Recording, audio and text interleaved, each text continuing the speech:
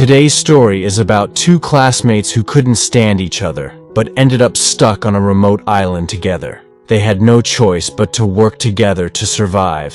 What happens between them during their time on the island? Let's find out in this exciting story. Today's story starts with a cheerful girl named Emma. She wakes up early in the morning, full of energy, and gets ready for school. Emma is one of the smartest and most popular students in her school, and she has lots of friends who adore her. On the other hand, there's Dean, a lazy and careless boy who is very different from Emma. Dean wakes up late, brushes his teeth quickly, and sits down to play video games.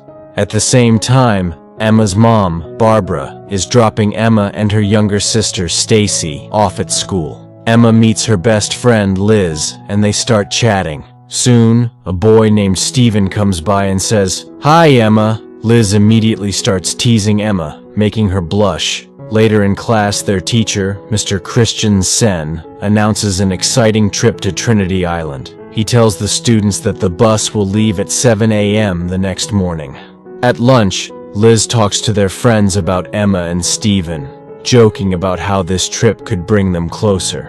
Emma tries to change the subject and focus on the trip, but her friends are too busy making plans for her love life. During lunch, Emma notices Dean sitting alone, cutting an apple with a small knife. Miss Collier, one of the teachers, catches him and scolds him for bringing a knife to school. She drags him to the principal's office, leaving Liz to say, "See, Dean is nothing but trouble." The next morning, Emma is excited about the trip. She thanks her parents, Barbara and Phil, for letting her go.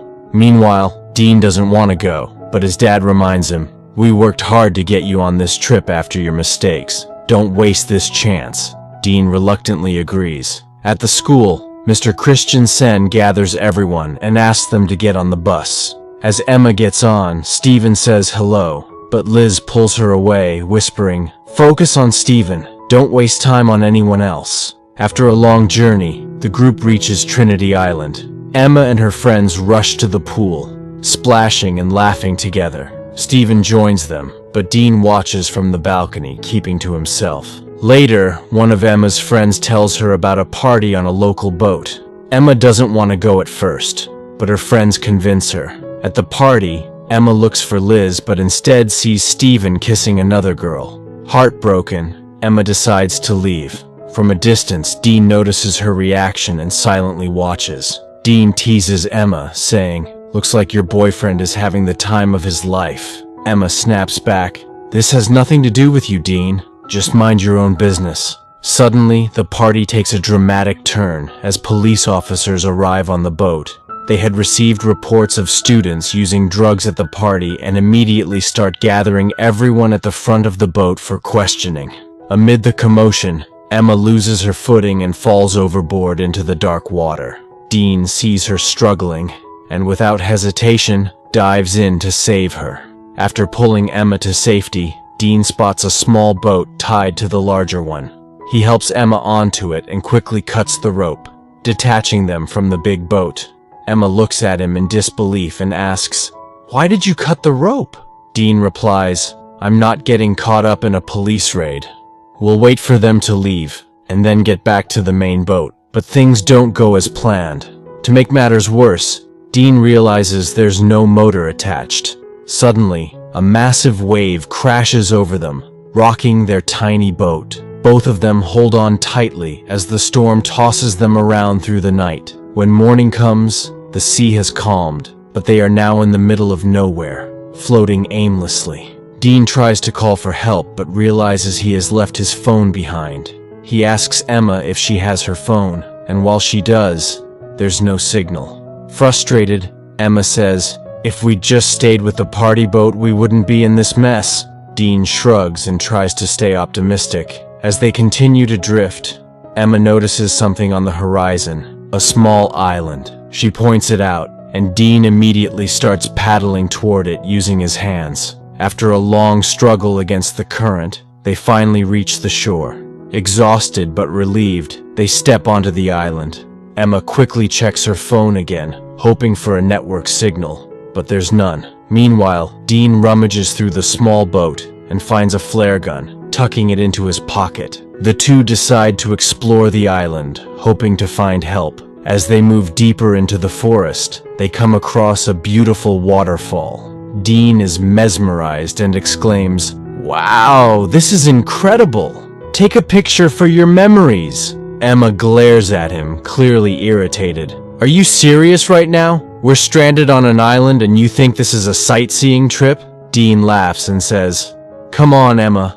At least try to enjoy something while we're here. We'll figure a way out." Meanwhile, back at the hotel, Mr. Christensen, furious about the students' behavior, cancels the rest of the trip. Liz approaches Miss Collier and nervously admits, "I haven't seen Emma since last night. I thought she might have stayed with someone, so I didn't say anything earlier." Alarmed, Miss Collier informs Mr. Christensen, who takes attendance and realizes that not only Emma, but also Dean is missing. The police are called in, and they begin questioning Emma's friends.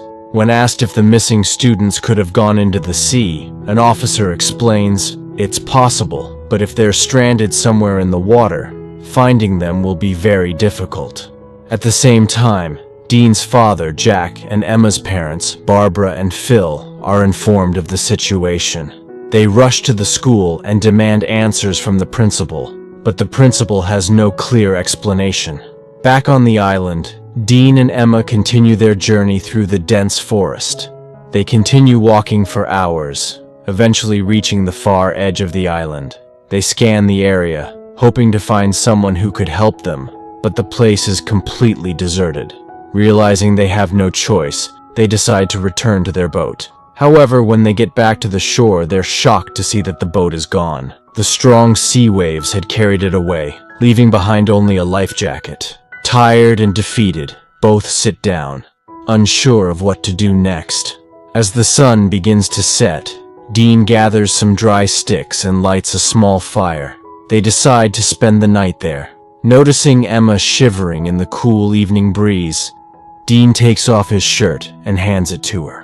The next morning, Dean wakes up to find Emma missing. Panicked, he starts looking for her and spots her near the shore, writing large letters in the sand. SOS. He asks, "What are you doing?" Emma replies, "Trying to save my life. We need to find water and food or we won't survive long." Dean heads toward the sea, deciding to swim and cool off. As he does, Emma watches him quietly. Meanwhile, back at the hotel, Mr. Christensen is meeting with Emma and Dean's parents. He informs them that the police are actively searching for their children and have found traces of a small boat in the sea. Jack, Dean's father, gets frustrated and suggests hiring a private rescue team, but Mr. Christensen reassures him, saying, "The police are doing their job. We need to trust them." On the island, Emma is searching for water when she suddenly feels as though someone is watching her. The feeling unnerves her, and she quickly leaves the area. When she finds Dean, they both start gathering leaves and branches to build a small hut for shelter. They also work together to write a giant SOS on the beach, hoping a rescue team might spot it from above. For food, they explore the island and eat whatever they can find. Dean discovers a banana tree and picks some bananas for both of them. The heat on the island becomes unbearable, so Emma cuts her long pants into shorts. That evening, as Dean naps inside the hut, Emma lies down beside him. In his sleep, Dean turns toward Emma and places his hand on her. The next day, Emma bathes under a waterfall when Dean approaches, asking for sunscreen. Emma says, "I'm bathing here. Go somewhere else." Dean smirks and replies, "You told me to keep watch for safety, so here I am."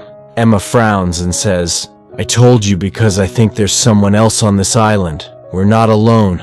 Back at the hotel, Emma's disappearance has made the news. The police tell her parents that the chances of finding Emma and Dean alive are slim, and they've started searching for their bodies. This news breaks Barbara's heart. Phil comforts her, saying, "I'll take care of Stacy at home, but don't lose hope. We'll find Emma." Meanwhile, Jack rents a helicopter and joins Barbara in the search. They fly over the sea, scanning the area for any sign of their children. As night falls on the island, Emma tells Dean, "I miss my family so much. Trying to cheer her up, Dean starts looking around but stumbles upon a human skull. But Emma panics at the sight. This must have been someone who got stuck here. Just like us. Look what happened to him. What if the same happens to us? Dean tries to calm Emma down and says, "No, this person was probably a fisherman, or maybe even a smuggler who ended up here by accident. We're not like him. We have people looking for us, people who care about us. We're not alone. I promise we'll survive. Trust me."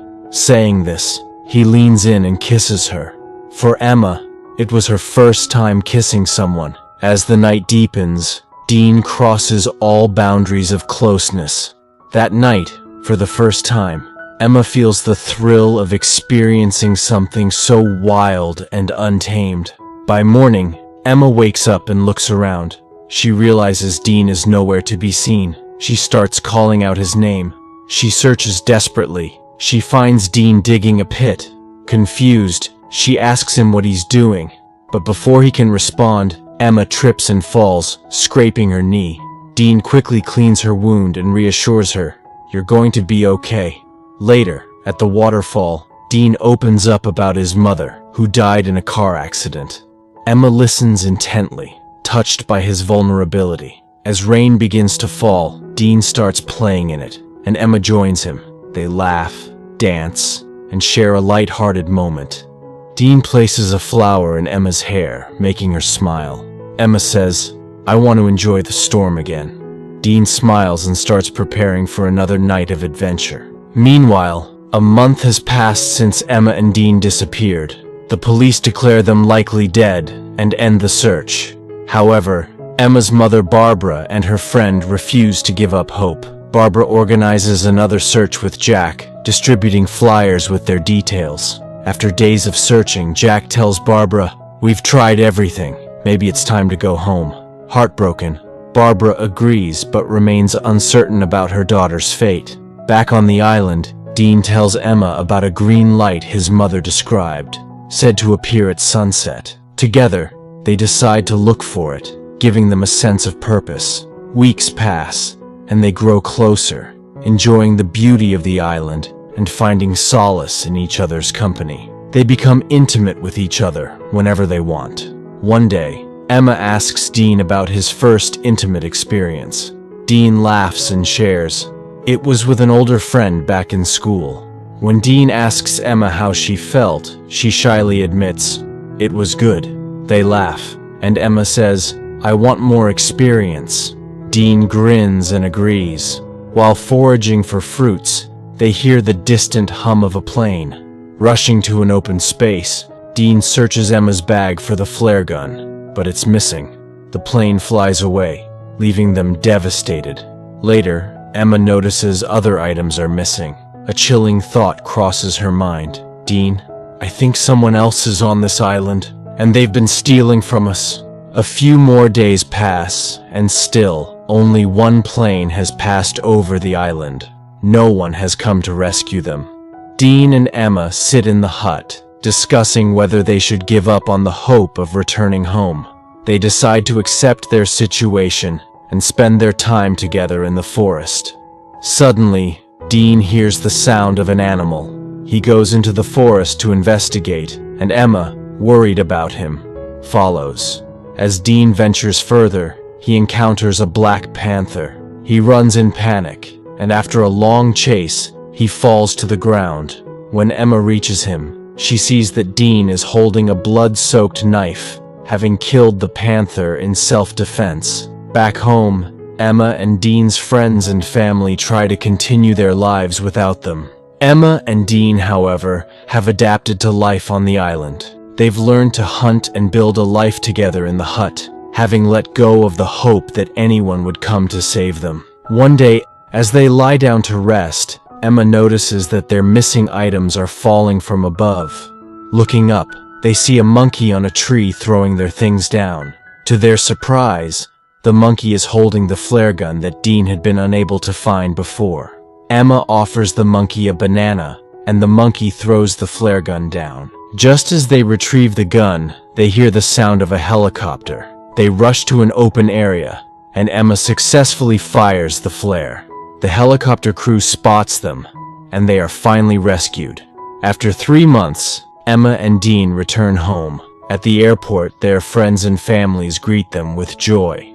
They are taken to their respective homes, and that night, Dean visits Emma. They talk about how strange it feels to be back home, and Dean leans in to kiss her, but Emma pulls back, explaining that her parents are constantly visiting her. She invites him to a party her parents are hosting to celebrate their return. The next day, at the party, Emma's parents give a speech about their children's return. Stacy asks Dean why he's not with everyone. Dean signals Emma to join him, but she ignores him. Hurt, Dean leaves the party. Emma becomes very famous after returning, but Dean remains isolated. Whenever they pass each other, they exchange only a brief glance. A few days later, Emma calls Dean, but he doesn't answer. Stacy visits Emma's room and tells her, "After you disappeared, we missed you so much. Mom and Dad were devastated. We thought we might have lost you forever, but now we're all together, and it feels like everything's right again." Emma responds, "You're my very good sister," and they decide to attend the prom together.